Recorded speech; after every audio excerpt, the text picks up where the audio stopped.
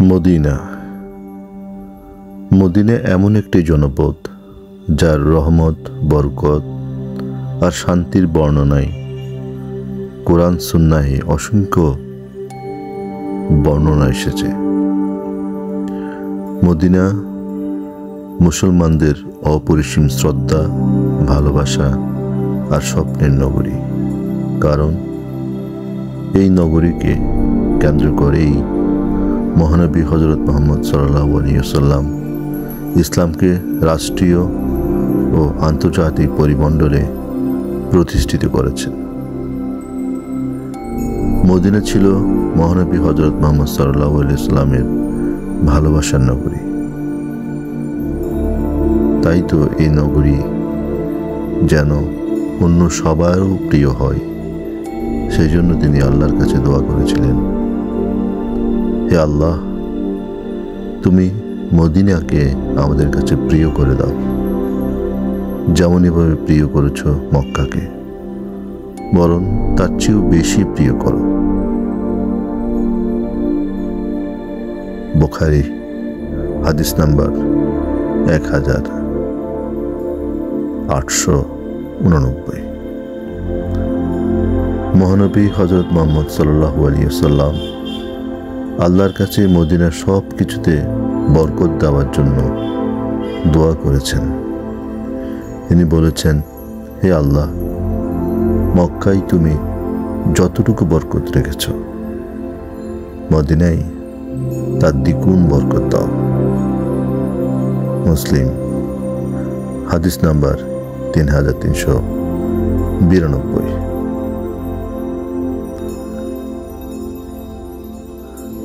আপনি কি জানেন মদিনাকে হারাম বলে ঘোষণা করেছেন মহানবী সাল্লাল্লাহু আলাইহি ওয়াসাল্লাম?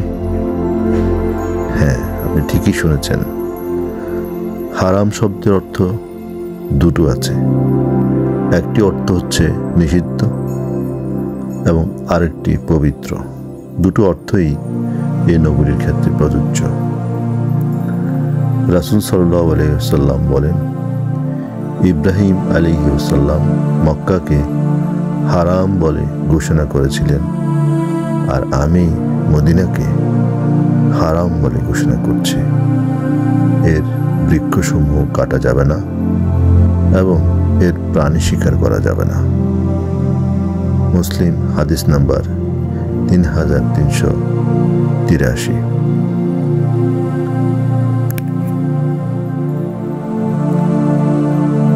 মহান আল্লাহ মদিনার প্রবেশদ্বার সমূহে প্রহরী নিযুক্ত করেছেন, যারা এ নগরীতে মহামারী ও দাজ্জালের প্রবেশকে প্রতিহত করবেন।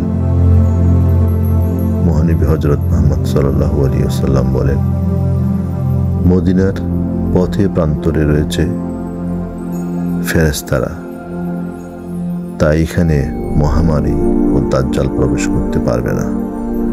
বুখারী হাদিস নাম্বার 1880।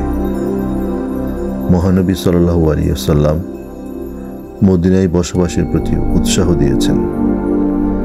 এমনকি এখানে বসবাসের ফলে দুঃখ কষ্টে নিপীড়িত হলেও ধৈর্য ধারণ করতে বলেছেন এবং মদিনা ছেড়ে কোথাও যেতে নিরুৎসাহিত করেছেন। তিনি বলেন, মানুষের কাছে এমন এক সময় আসবে, মদিনায় বসবাসরত ব্যক্তি তার চাচাতো ভাই ও আত্মীয়কে বলবে, চলো সচ্ছলতার দিকে, চলো সচ্ছলতার দিকে, অথচ মদিনাই তাদের জন্য উত্তম। যদি তারা জানত যে সত্তার হাতে আমার প্রাণ, তা শপথ করে বলছি, মদিনার প্রতি বিরাগভাজন হয়ে যে ব্যক্তি এখান থেকে বের হয়ে যায়, আল্লাহ তদস্থলে তার চেয়ে উত্তম ব্যক্তি স্থলাভিষিক্ত করে দেন। সাবধান, মদিনা কামারের হাপড়ের মতো নিকৃষ্ট ব্যক্তিকে বের করে দেবে। হাপড় যেভাবে লোহার ময়লা বের করে দেয়, তেমনি মদিনাও তার মন্দ ব্যক্তিদের বের না করে ছাড়বে না কিয়ামত পর্যন্ত। অর্থাৎ হাপড় যেভাবে লোহার ময়লা বের করে দেয়, মদিনাও তার মন্দ ব্যক্তিদের বের না করা পর্যন্ত কিয়ামত হবে না। মুসলিম হাদিস নাম্বার 3418। রহমত, বরকত ও শান্তির অবারিত দ্বার এই মদিনায় অবস্থানের জন্য কিছু আদব মেনে চলা অবশ্য কর্তব্য। যেমন মহানবী হযরত মুহাম্মদ সাল্লাল্লাহু আলাইহি ওয়াসাল্লামের সুন্নত অনুসরণের ব্যাপারে সজাগ থাকা এবং সর্বপ্রকার বেদাত ও পাপাচার থেকে বিরত থাকা। নবী সাল্লাল্লাহু আলাইহি ওয়াসাল্লাম বলেন, যে ব্যক্তি মদিনায় কোনো পাপ করে অথবা পাপাচারী আশ্রয় দান করে, তার উপর আল্লাহ, ফেরেশতাগণ ও সব মানুষের অভিশাপ করবে। কিয়ামতের দিন তার কাছ থেকে আল্লাহ কোনো ইবাদত ও দান গ্রহণ করবেন না। বুখারী হাদিস নাম্বার 1870।